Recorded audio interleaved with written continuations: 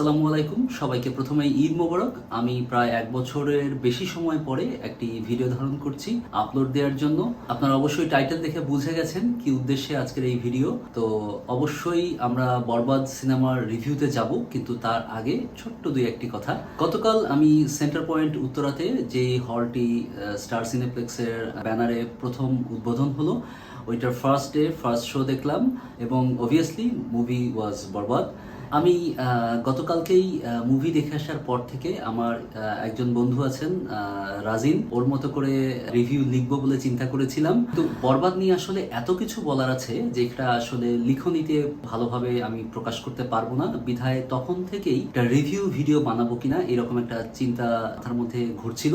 আসলে ভিডিও বানাবো না এরকম একটা মনস্থির করে রেখেছিলাম, কিন্তু আজকে সকালবেলা যখন দেখলাম সিনেমার প্রযোজক এবং পরিচালক সাইবার ক্রাইম ইউনিটে গেছেন যে তাদের পাইরেসির বিরুদ্ধে সোচ্চার হওয়ার জন্য, তো এই সময় আমার মনে হলো যে না, as a citizen we should move forward, যে এখন অন্তত চুপ থাকা উচিত না, কিছু ভয়েস রেইজ করা উচিত। হ্যাঁ, অবশ্যই আমি কোনো প্রফেশনাল রিভিউয়ার না, এটা সামাজিক একটা দায়বদ্ধতার জায়গা থেকে এবং অনেকটা শখের বশেই আমি এই ভিডিওটা তৈরি করছি। আমরা কিন্তু বাংলা সিনেমার দর্শক এই আজকালকার আমল থেকে না, আমার যতদূর মনে পড়ে আমার বুদ্ধি হচ্ছে এরকম একটা সময় থেকে আমার পরিবার, পার্টিকুলারলি আমার বাবা মা দুইজনই খুবই মুভি লাভার এবং তারা হলে গিয়ে সিনেমা দেখাটা অনেক বেশি প্রেফার করেন। তো আমরা নাইম শাবনাজের মুভি, এমনকি যখন একদমই পিচ্ছি আমি, তো তখন থেকে বেদের মেয়ে জ্যোৎস্না টাইপের মুভিও আমরা হলে গিয়ে দেখেছি। সেই ধারাবাহিকতা অনুযায়ী আমাদের এই লিগাসিটা আমরা যখন থেকে ঢাকায় সেটেল তখন থেকে আমরা চালিয়ে নেওয়ার চেষ্টা করছি।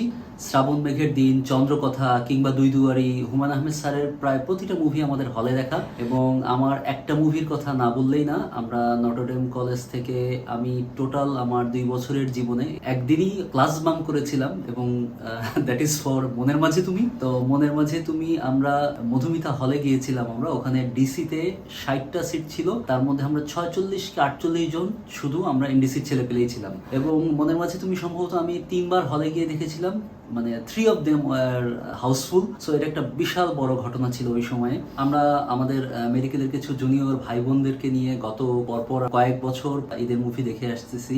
তো সেই হিসেবে আমরা গতবার ঈদে একসাথে তুফান দেখেছিলাম প্রায় 10-12 জন। তো একসাথে একটা গ্রুপে যখন আপনি হলে আপনি মুভি দেখতে যাবেন, তখন একটা আলাদা একটা এনভায়রনমেন্ট তৈরি করে এবং একটি অন্যরকম একটা উদ্দীপনা কাজ করে, যেটা হয়তো একা একা দেখলে সেই ফিলটা হয়তো আপনি পাবেন না। তাই অবশ্যই বরবাদ সহকারে বাংলাদেশের অন্যান্য যেই মুভিগুলো এবার ঈদে বের হয়েছে, দাগি, জঙ্গলি এবং চক্কর, প্রত্যেকটাই আপনারা গ্রুপ সহকারে হলে গিয়ে দেখার চেষ্টা করবেন। এটা একটা প্রথম অনুরোধ রইল।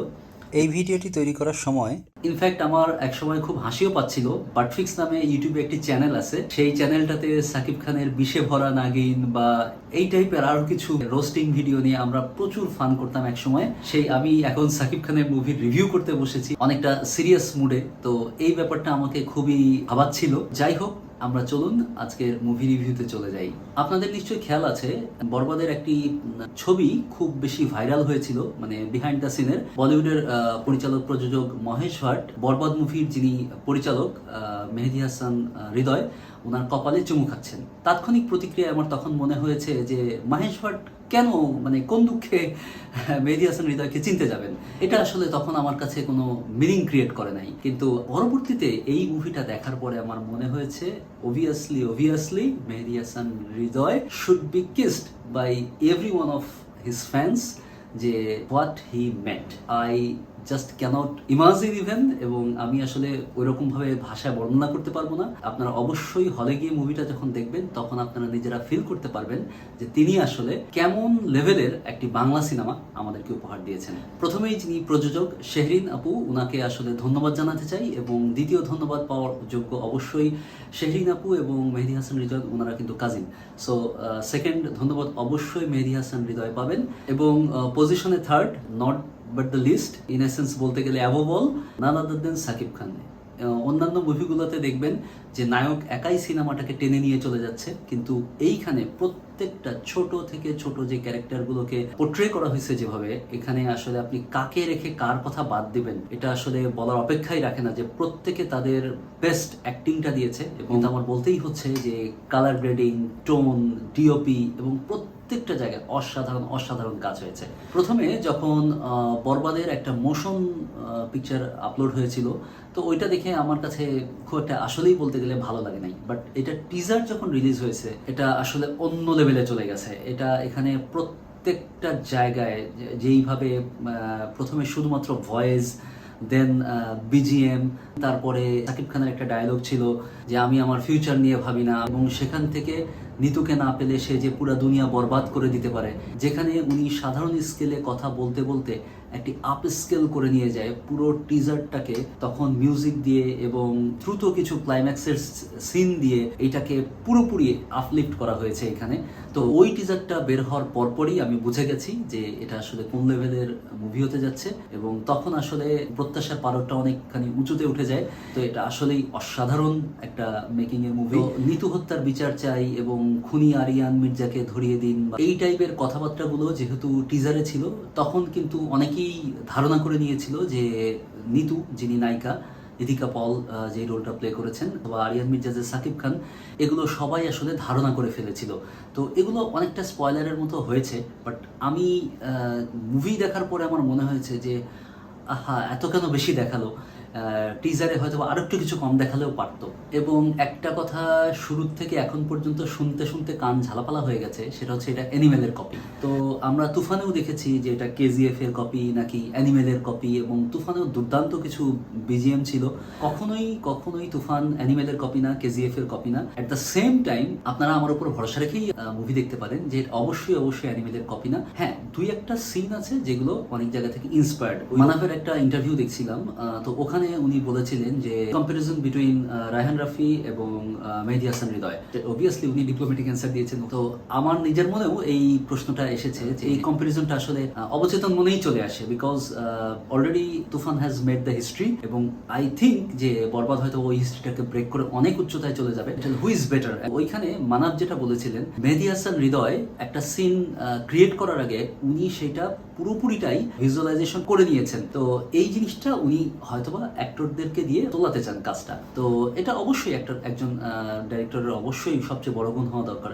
এইখানে উনি হয়তোবা যখন একটা দৃশ্য কল্পনা করেছেন, তো সেখানে হয়তোবা কিছু অ্যানিমেলের ছোঁয়া ছিল, বাট অবভিয়াসলি এটা খুবই হালকা পাতলা এবং খুবই নগণ্য। একটা গানে আমার কাছে একদমই মনে হয়েছে, যেমন হচ্ছে শাহরুখ খানের ওই যে জালিমা গানটার কপি হচ্ছে মায়াবী গানটা, এরকম মনে হয়েছে, বাট কাছাকাছি হয়তো আপনার গেট আপ দেখে মনে হতে পারে, আদারওয়াইজ অ্যাবসোলুটলি নট। এখানকার মিউজিক হচ্ছে খুবই দুর্দান্ত। চাঁদ মামানের প্রচুর hype, obviously this is number 1 track currently now in Bangladesh trending. কিন্তু আমার মনে হয় যখন যেই মুহূর্ত থেকে নিঃশ্বাস গানটা রিলিজ পেয়েছে, তখন থেকে আমার আমি যে কতবার গানটা শুনেছি, এবং সবসময় যে বিহাইন্ড মাই মাইন্ড এই গানটা যে চলছে, এটা আসলে অতুলনীয়। এই গানটা কেমন পোট্রে করা হবে এটা আমি জানতামই না, কিন্তু আকাশের ভয়েস এটা আসলে অন্য জায়গায় নিয়ে গেছে। সিনেমায় সবচেয়ে দারুণ ছিল যে এই গানটার এক্সিকিউশনের জায়গা, এবং I am really thankful to the entire team, particularly the editing team. এত সুন্দরভাবে তারা ডেমনস্ট্রেট করেছে দর্শকদের কাছে, এর চেয়ে বেস্ট আর কিছু হতেই পারতো না। যেমন আমি যখন শুনেছিলাম যে তুফানের বাজেট হচ্ছে 10 কোটি, এবং তখন আমার মনে হয়েছিল হ্যাঁ 10 কোটিতে এর চেয়ে বেটার কোনো মুভির আউটকাম দেওয়া সম্ভব না। এবং এটা যখন আমি শুনেছি যে 16 কোটি, এই 16 কোটিতে এর চেয়ে বেটার আউটকাম অবভিয়াসলি এটা দেওয়া সম্ভব না। এবং I can bet everyone on it যে পার্টিকুলারলি সিকান্দারের থেকে 1000 টাইম বেটার হয়েছে আমাদের বরবাদ। সো এটা অবশ্যই একজন বাংলাদেশি দর্শক হিসেবে আমাদের প্রাউড করার মতো জায়গা। একটু পরপর এই কথাটাই বলতে থাকবো যে আপনারা হলে গিয়ে মুভিটা দেখে আসেন। আজকের এই ভিডিওটা তৈরি করার অন্যতম একটা কারণ ছিল যে এই মুভিটার পেছনে অনেক ষড়যন্ত্র চলেছে। এই মুভিটা রিলিজ দেওয়া হবে কি হবে না, এইটা নিয়ে গত এক সপ্তাহ খুবই বেশি ইন্টেন্স মোমেন্ট গেছে দর্শকদের মাঝে এবং মেকার্সদের মাঝে। তো অবশ্যই পরিচালক যেভাবে বলেছেন যে 26 সেকেন্ডের সিন কাট করা হয়েছে, কিছু সিন ব্লার করা হয়েছে। আমি খুবই নগণ্য একজন দর্শক, আমি ফিল্ম ক্রিটিক এত কিছু বুঝিও না। তো আমি ধরতে পেরেছি যে কোন জায়গাটা অ্যাকচুয়ালি কাট করা হয়েছে বা কোন জায়গায় অ্যাকচুয়ালি ব্লার করা হয়েছে। তো তো ওগুলো আসলে সিনেমার কিছু অবিচ্ছেদ্য অংশ ছিল এবং পরিচালক মুভি রিলিজের আগে ইন্টারভিউতে বলেছিলেন যে আমি এই মুভিটার আনকাট সেন্সরশিপ পেতে চাই। তো নাও আই আন্ডারস্ট্যান্ড যে হোয়াই হি টোল্ড দিস। এবং ওই সিনটা আমার মনে হয় এটা যদি আসলেই মানে কি র ভাবে পোট্রে করা হতো তাহলে ইট উইল বি আউটস্ট্যান্ডিং। যদিও মুভিতে তেমন কোনো এফেক্ট পড়ে নাই এটাতে, বাট তারপরেও আমার মনে হয় যে আরো অনেক ভালো হতো। বরবাদ মুভিটার যখন আমি রিভিউ তৈরি করছি তো তখন আমার বারবার ঘুরে ফিরে তুফানকেই থ্যাংক ইউ দিতে মন চাচ্ছে, কারণ আজ যদি তুফান ক্রিয়েট না হতো তাহলে হয়তো বা এরকম বাজেট নিয়ে এইরকম ব্যানারে এরকম স্কেলের কোনো মুভি তৈরিই হতো না। হয়তোবা কোনো পরিচালক কোনো প্রযোজক হয়তো বা স্বপ্নই দেখতো না। তারা হয়তো একটা ভালো জায়গা তৈরি করতে পেরেছিল বলেই বরবাদ একটা দারুণ ফোরাম পেয়েছে যে হ্যাঁ সে উন্মুক্তভাবে ডানা মেলতে পারে। এখন দেশের অবস্থা বা রাজনৈতিক পরিস্থিতিও সামহাও কিছুটা হলেও নাজুক পরিস্থিতিতে এইরকম একটা চ্যালেঞ্জিং একটা মুভমেন্ট, তো আমার মনে হয় যে অবশ্যই প্রত্যেকটা মানুষ অনেক সাহসিকতার পরিচয় দিয়েছেন এবং অবশ্যই আমার মনে হয় মানুষের ভালোবাসা পেয়েই তারা এই যাত্রাটায় উতরে যাবেন। অন্যান্য ষড়যন্ত্রের মাঝে একটা বড় ষড়যন্ত্র ছিল যে অন্তরাত্মা যে মুভিটা, ওপর বাংলার আরেকজন নায়িকার সাথে সাকিব খানের যে মুভিটা আসছে, তো এটা কিন্তু এই ঈদের কোনো মুভি না, এটা কিন্তু এই ঈদে আসার কথাই ছিল না। বাট সামহাউ মানে প্ল্যাটিং করে এই ঈদেই জোর করে এই মুভিটাকে রিলিজ দেওয়া হয়েছে। আই ডোন্ট নো ওয়াই এবং হোয়াট দ্য কালপ্রিটস। আমি একজন সাংবাদিকের একটা ইন্টারভিউ দেখছিলাম, তো ওইখানে একটা ঘটনা একজন আর্টিস্ট বলছিলেন, একটা রেসিং শট আছে মুভিটাতে, তো ওইটা নিয়ে একটু পরে আবার কথা বলবো। তো ওই শটটা যখন মানে ডাইরেক্টর বুঝিয়ে দিয়ে আবার ক্যামেরার পেছনে আসছেন, তো এই সময়টা যখন আসছেন তো তখন মেহেদী হাসান হৃদয়ের মাথা দিয়ে ঘাম ঝরছিল। তো ইট অ্যাকচুয়ালি ডিটারমাইন্স যে একজন পরিচালক কতটা ডেডিকেটেড, কতটা প্যাশনেট এবং তার কাজ কতটা ইনক্রেডিবল হতে পারে। তো তখন আমার মনে হচ্ছিল যে না, যেখানে পরিশ্রম আছে এখানে সফলতা অবশ্যই আসবে, এখানে আসলে দ্বিতীয় কোনো কথা নেই। আমি যখন দেখলাম যে বরবাদের নায়িকাও ইধিকা পল, প্রথমে আমি কিছুটা দ্বিধান্বিত ছিলাম যে না আবার কেন Idhika Paul, Priyotoma was their best chemistry, she has delivered well, done. Shakib Khan হয়তো বা অন্য কাউকে নমিনেট করতে পারতেন, অথবা যিনি কাস্টিং ডাইরেক্টর আছেন তিনি হয়তো বা অন্য কাউকেও নিতে পারতেন। বাট আমি আপনাদেরকে কি বলবো, যেটা স্পয়লার অ্যালার্ট দেওয়া হয়ে যাবে, বাট একটা ধামাকা দিতে চাই। Idhika Paul was the greatest twist of this movie এবং how she played, the way she act, it was phenomenal. এটা বলতেই হয় যে এইটাতে আসলে ইধিকা পল ছাড়া অন্য কেউ এত ভালোভাবে এটা আসলে তুলে ধরতে পারতো কিনা। সো নায়িকা নিয়ে কোনো কথাই হবে না এবং সেখানেও একটা করা যেতে পারে। আবার আমার কাছে এটা মনে হয়েছিল যে কেন সেট এবং ম্যাক্সিমাম পোর্শনের কাজটা মুম্বাইতে করা হলো, কেন আমাদের দেশে সিলেট বা চট্টগ্রাম হতে পারলো না, একটা হিল এরিয়া। আমার মাথার মধ্যে আসতেছিল যে এরকম একটা জায়গা থেকেও করা যেতে পারতো জিনিসটা, কিন্তু আমি মুভিটা দেখার পর আমার মনে হয়েছে যে ভিএফএক্স এর কাজ হয়তো বা ইন্ডিয়া গিয়ে করে নিয়ে আবার চলে আসা যেত। যেই ধরনের কাজ আমরা মানে বরবাদে দেখেছি মানে স্ক্রিনে, এইটা অবশ্যই হয়তো বা বাইরের দেশের কোনো সেট লাগতো এবং উন্নত প্রযুক্তি লাগতো। এখানে আসলে কোনো ডাউট নাই, বাংলাদেশে হলেও এতটা সুন্দর এতটা লুক্রেটিভ হতো কিনা আমার যথেষ্ট ডাউট আছে।